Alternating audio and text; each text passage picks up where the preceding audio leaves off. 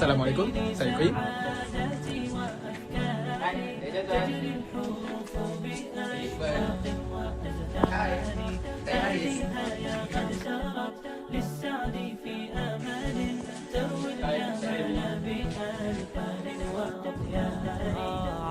Assalamualaikum, saya Syarif.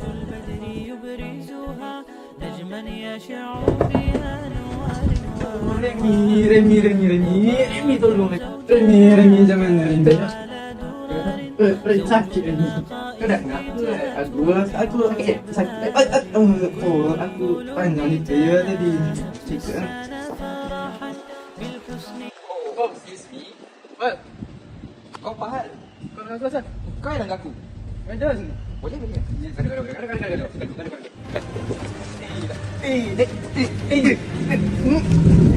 Mana.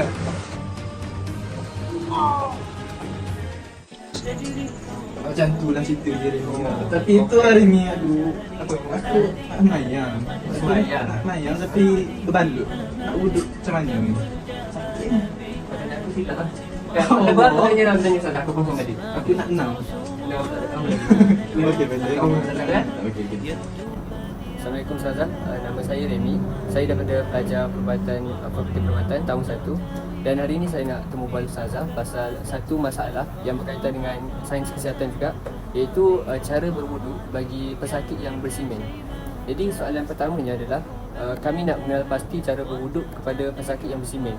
Sebab macam kita tahu berwuduk bersimen tidak boleh kena air kan. Jadi macam mana tu Ustazah? Bolehkah dia berwuduk atau ada cara lain? Okey, jadi menurut pandangan beberapa ulama lah, contohnya dalam pandangan mazhab Syafi'i, kita ambil mazhab Syafi'i lah sebab kita ni mazhab Syafi'i. Di pandangan mazhab Syafi'i, yang pertama, okey, bila pesakit itu dia boleh cabut dia punya tampalan lah kita kata kan.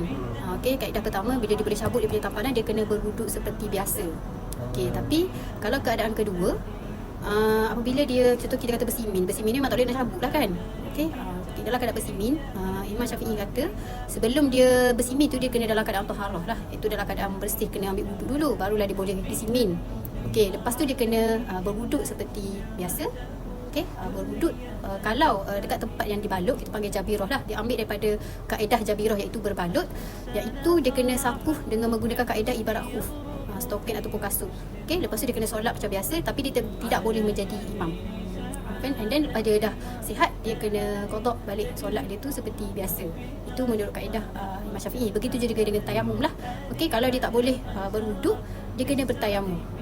Okey, bertayamum, lepas tu dia solat macam biasa, and then dia kena qada solat tu lah. Itu kaifiat dah. Okey. Tadi Ustazah ada cakap pasal tayamum. Ada kaifiat macam mana cara kita nak tayamum yang spesifik tak? Dari segi hadis ataupun pandangan ulama ke? Okey, jadi yang ini pandangan ulama, kita ambil ulama daripada Imam Malik, Hambali dan Hanafiyah, dan juga kita kata pandangan Syaz lah, iaitu yang minoriti dalam kalangan mazhab Syafi'i. Okey, dia kata jika seseorang itu tidak mampu nak berwuduk lah, sebab dia contohnya satu badan tu dia bersimin lah. Okey, jadi dia kena bertayamum. Okey, bertayamum dia itu pada tempat yang wajib untuk tayamum, muka kan. Okey, itu antara anggota badan wajib tayamum, and then dia boleh solat seperti biasa. Tapi okey, Yusuf Qaradawi kata dalam fiqh mu'asirah lah, dia kata kan, Yusuf Qaradawi dia mengatakan kalau ikut keadaan yang di mana pesakit itu dia tidak dia mengambil masa yang lama lah bersimin dia tu, maka dia tidak perlu mengqadakkan solat. Macam saya katakan, Imam Syafi'i dia kata kena qadak balik, kena gantikan balik solat. Tapi ada pandangan minoriti dalam kalangan mazhab Syafi'i, lepas tu mazhab Maliki, Hanafiyah dan Hanabilah, dan ini juga dipersetujui oleh Yusuf Qaradawi dalam fiqh mu'asirah. Dia kata bila seseorang itu mengambil masa yang lama dan menghadapi kesukaran untuk dia berwuduk, maka dia boleh bertayamum, dan juga dia tidak perlu mengqadakkan solat. Dan juga sebelum dia disiminkan itu, dia tidak perlu berwuduk lah, iaitu dalam keadaan taharah. Itu jadi itu dalam mazhab, tiga mazhab tadi lah. Syafi'i kata tadi kena berwuduk dulu sebelum disimin. Jadi itu perbezaan lah. Jadi benda ini ada dalam riwayat hadis daripada Imam Baihaqi, dan Imam Nawawi pun dia menangkalkan juga hadis ni lah. Dalil daripada Ibnu Umar. Dia kata Ibnu Umar dia mengambil wuduk dalam keadaan tangannya berbaluk, dan ketika dia nak mengambil wuduk untuk tangannya tu, dia hanya menyapu airnya di atas balutan tangannya itu sahaja. Jadi ini adalah hadis mauquf lah. Jadi maksudnya pesakit yang bersimin juga turut berwuduk, Ya, tapi betul. dia ada cara yang lain. Ya betul. Jadi dia ada 2 metod lah. Yang pertama dia ambil daripada kaedah menyapu air di khuf tu lah. Stokin ataupun tu. Yang kedua bertayamum. Betul. Rasanya dah menjawab soalan kita hari ini. So terima kasih Ustazah kerana berkolaborasi dengan kami. Assalamualaikum. Assalamualaikum. Tu macam tu lah. Faham tak? Faham. Laju kan tu buat kerja. Thank you. Lagi 5 minit ada waktu. Salah. Thank you. Assalamualaikum. Waalaikumsalam.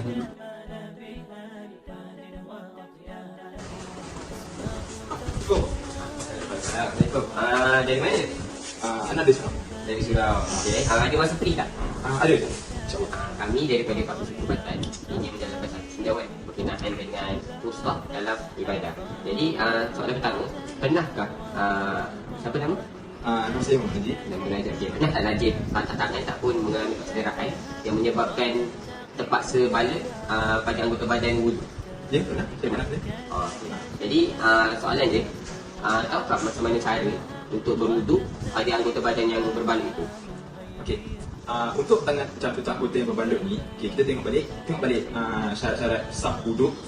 Dan kalau kita tengok menyapu air seluruh anggota wuduk, betul tak? Macam saya dulu, saya pernah balut kat tangan sebelah sini. Saya kena simen lah. Lepas tu, bila saya tanya, doktor, boleh tak kena air ni banyak? Dia kata, kena air banyak tak boleh, sikit tak apa.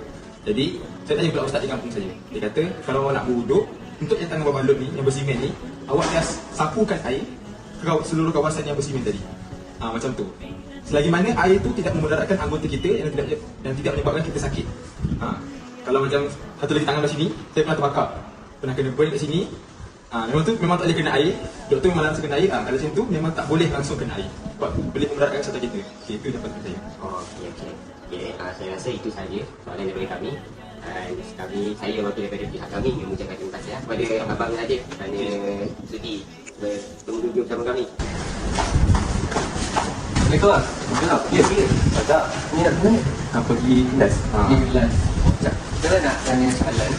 Kami dari Fakulti Perubatan dan korang nak buat survey lah pasal usap dalam berbadan. Jadi soalan first dia, kita nak tanya pernah kena balik tak? Kena simen tangan ke? Simen tangan? Dia tak pernah lagi. Tak pernah lagi.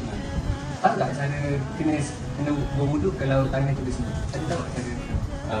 Kalau tak silap saya, kalau tangan simen, pasal nak membuk dia satu air di atas balutan tu.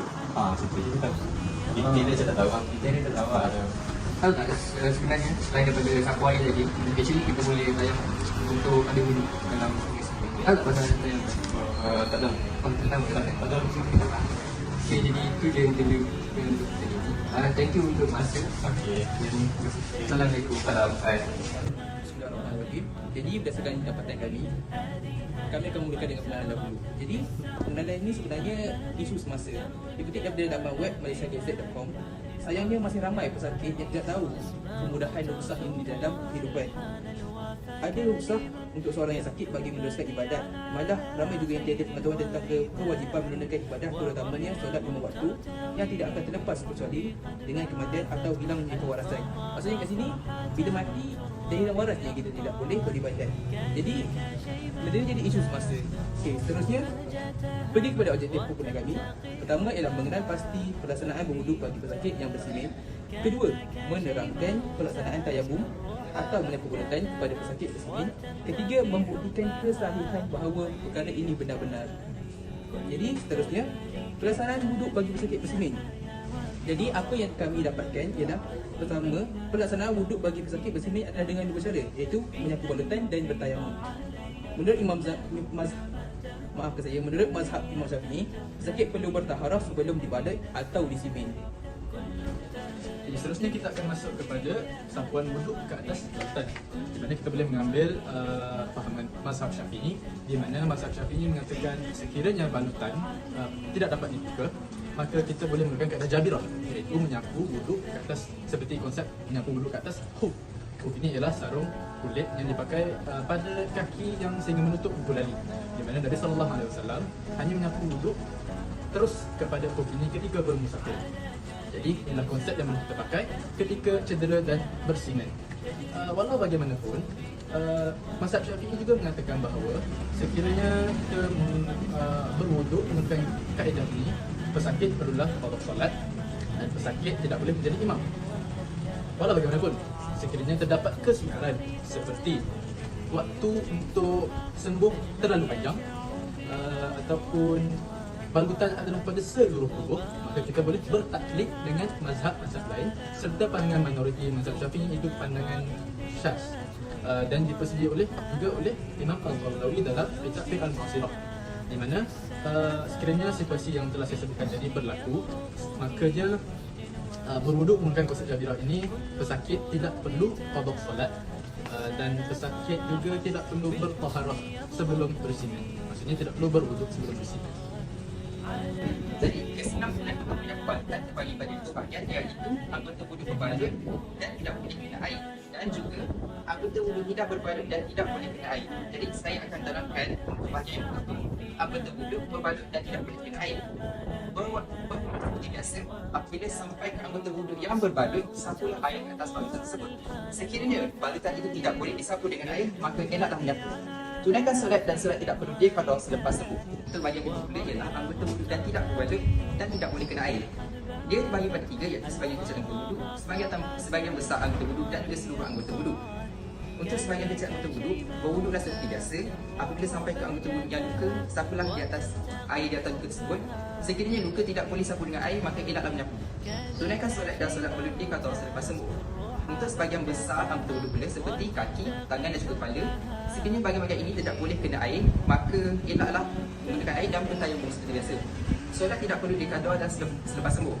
Untuk seluruh anggota wuduk, mengangkat hadas dengan tayamum. Sekiranya pegawai perubatan menyatakan pesakit tidak boleh bertayamum, maka solatlah tanpa mengangkat hadas. Solat ini tidak perlu diqada selepas sembuh. Kemudian kita teruskan pada cara-cara untuk bertayamum. Jadi mula-mula yang kita perlu sediakan tanah atau debu yang suci, dan sebenarnya ulama membenarkan kita guna debu yang ada pada tembok ataupun pada kaca, asalkan dia adalah suci dan tahar. Dan kedua, kita disunahkan untuk menghadap kiblat semasa kita bertayamum. Dan letakkan kedua tapak tangan kita pada debu dengan cara jari-jari tertutup dan niat nawaitu tayammum li istibahati sholati lillahi ta'ala. Kemudian kita angkat tangan kita dan usapkan pada bahagian kepala sama seperti wuduk, tapi bezanya adalah kita tidak perlu usap pada bahagian yang berambut, hanya usap pada bahagian kulit saja. Selepas habis pada bahagian muka, kita teruskan untuk bahagian lengan. Mula-mula kita letakkan pada debu dan kita usap bahagian lengan hingga ke siku, kemudian turunkan balik hingga ke tangan, tapak tangan. Ulang pada lengan yang kiri, daripada tapak tangan hingga ke siku, dan terbalikkan semula daripada siku hingga ke tapak tangan tadi. Jadi apabila dah siap muka dan juga tapak tangan, lengan, kita diperlukan untuk sapu debu pada celah-celah jari kita. Dan akhir sekali dia adalah kita disunatkan untuk membaca doa, iaitu asyhadu an la ilaha illallah wahdahu la syarikalah wa asyhadu anna muhammadan abduhu wa rasuluh Allahumma ja'alni minat tawwabin waj'alni minal mutatahhirin waj'alni min ibadika shalihin subhanakallahumma bihamdik asyhadu an la ilaha illa anta astaghfiruka wa atubu ilaik. Amin. Selesailah untuk bertayamum. Okay, jadi seterusnya adalah berkenaan kesalahan pelaksanaan berwuduk bagi pesakit dan bersimen bagi kedua-dua situasi, iaitu menyapukan air pada balutan dan juga bertayamum. Yang pertama adalah hadis berkaitan dengan menyapukan air pada balutan. Zahir riwayat yang mauquf dari Ibnu Umar radhiyallahu anhu yang disebut oleh Imam Al-Baihaqi dan ditakarkan juga oleh Imam Al-Nawawi dalam Al-Majmu'. Maksudnya, sesungguhnya Ibnu Umar radhiyallahu anhu berwuduk dan tangannya dalam keadaan berbalut. Lalu dia menyapu air ke atas tangannya serta ke atas balutannya dan serta membasuh yang selainnya. Jadi berdasarkan hadis ni kita boleh nampak yang dalam hadis ni dia kata apabila seseorang itu mempunyai balutan ataupun mempunyai kecederaan yang menyebabkan dia tidak boleh terkena air ataupun berwuduk, jadi dia dibolehkan untuk menyapukan air ke atas balutannya itu untuk melaksanakan wuduk. Dan yang kedua adalah berkaitan dengan tayamum. Hal ini dapat dilihat dalam Al-Quran surah Al-Ma'idah ayat 6, iaitu maksud dia, dan jika kamu sakit tidak boleh kena air atau dalam pelayaran atau salah seorang daripada kamu datang dari tempat buang air atau menyentuh perempuan sedang kamu tidak mendapat air untuk berwuduk dan mandi, maka hendaklah kamu bertayamum dengan tanah debu yang bersih, iaitu tanah debu yang bersih, iaitu sapulah muka kamu dan kedua belah tangan kamu dengan debu itu. Dan terima kasih. Bahaya dok video tadi. Rumusannya, pelaksanaan wudhu bagi pesakit bersin memerlukan pertimbangan dan adaptasi yang teliti bagi memastikan kebersihan spiritual dan kesihatan fizikal mereka yang bersin. Ilmu ini dapat mengajar masyarakat untuk lebih peka terhadap keterbatasan pesakit bersin dan menyediakan sokongan secara emosi dan fizikal. Harapan ditetapkan untuk pemahaman dan kesabaran daripada individu yang tidak bersilin terhadap pesakit bersilin. Ini dapat mencipta suasana yang lebih mesra dan menyokong mereka dalam pelaksanaan wudhu.